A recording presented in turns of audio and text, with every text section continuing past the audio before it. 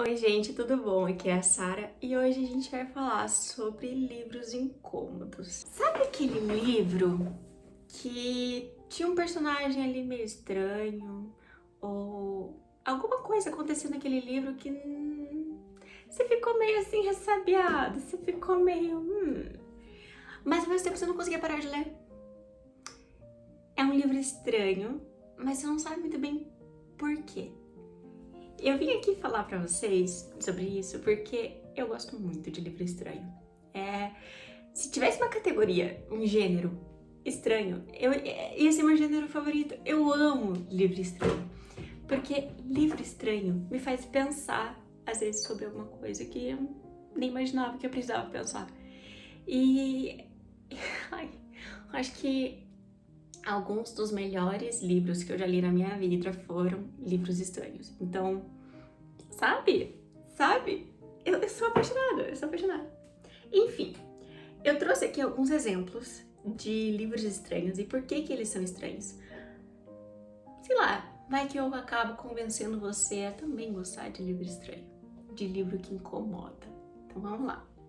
O primeiro, eu vim falar aqui de uma das minhas autoras favoritas, que é a Shirley Jackson, com o meu livro favorito dela.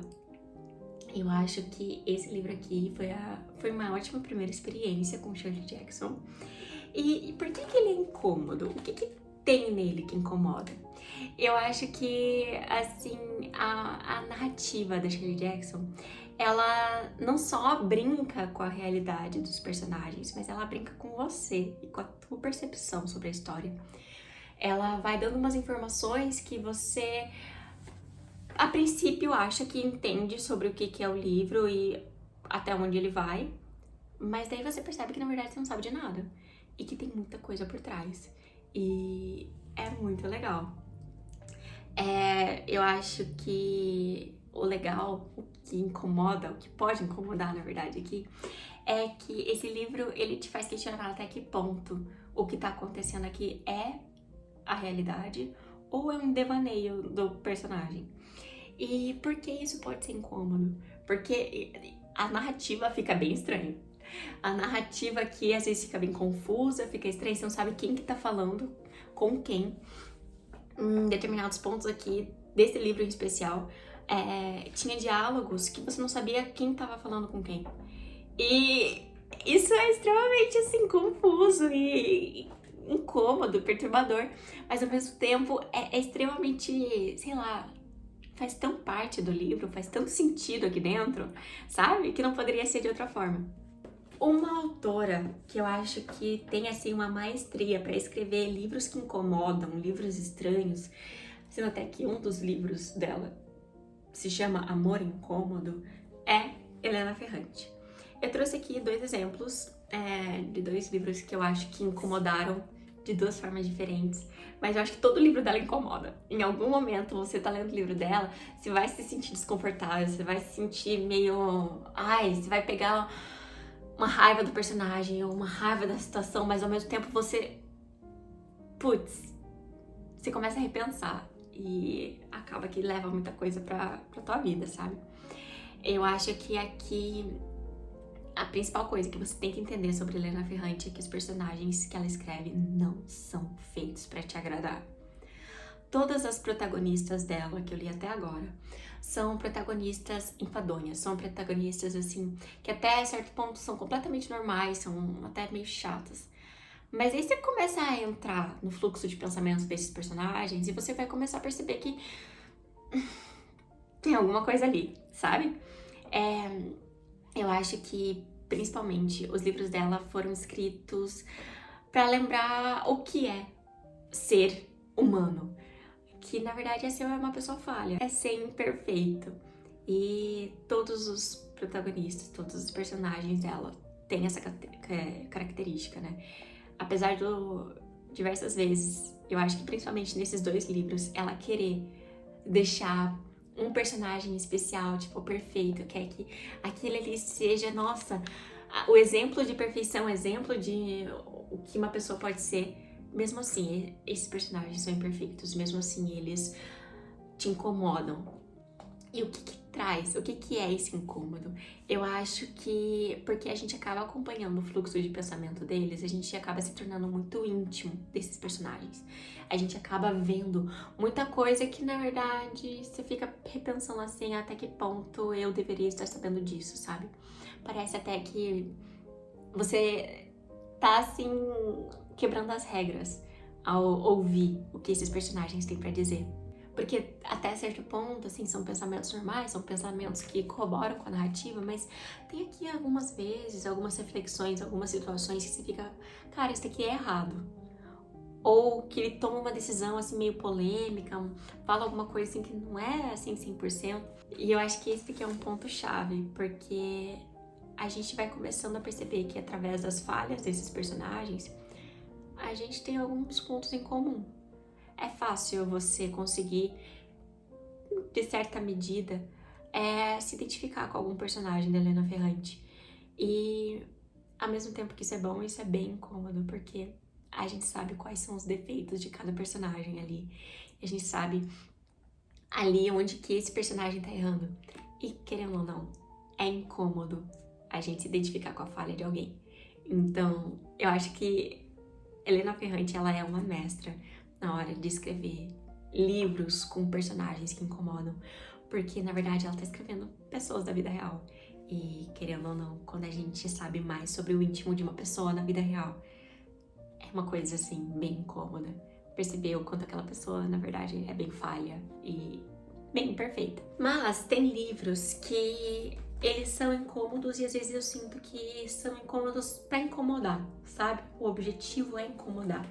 Eu acho que um autor que pode ser um exemplo muito bem disso, tipo, os livros dele, os que eu li foram todos assim, é Rafael Montes.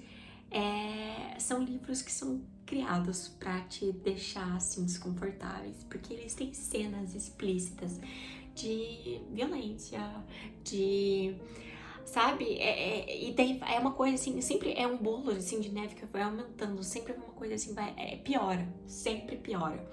E daí chega num ponto assim que é desconfortável até de ler, fica uma coisa assim, você chega principalmente esse livro assim, eu cheguei a enjoar assim, fisicamente desconfortável ler esse livro, porque é explícito de uma maneira que talvez não necessariamente fosse preciso que fosse explícito.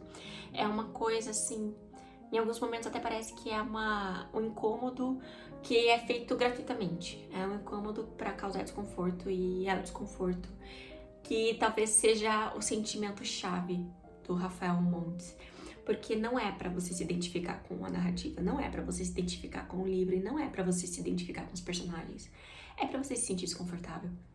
E o que que esse desconforto diz sobre você? O que que esse desconforto traz sobre você? Talvez seja isso que eu tiro das narrativas dele. Daí, falando mais particularmente de dois livros, não só de autores, né? Porque eu acabei não lendo mais nada desses autores, mas eu acho que um livro, assim, que foi um marco na minha vida, assim, de um livro incômodo, mas que me causou tanta curiosidade, me causou tanto, assim, que eu não conseguia parar de ler, é esse daqui, que é Fábrica de Vespas, do Ian Banks. Eu adoro essa edição, eu acho linda. Mas eu acho que aqui, o que incomoda quando você tá lendo esse livro, é porque, na verdade, é um livro que começa uma perspectiva de uma criança. E só que essa criança não é uma criança boa, inocente, pura. Ela é uma criança vil. Ela não é simplesmente má, ela é maligna, ela é perversa. E você tá no pensamento de uma criança perversa é desconfortável. É desconfortável. Eu acho que apesar de a gente saber que não existem pessoas que são 100% boas e 100% más, quando a gente entra no pensamento de uma criança e a gente vê o quão perturbador isso é incômodo, é desconfortável.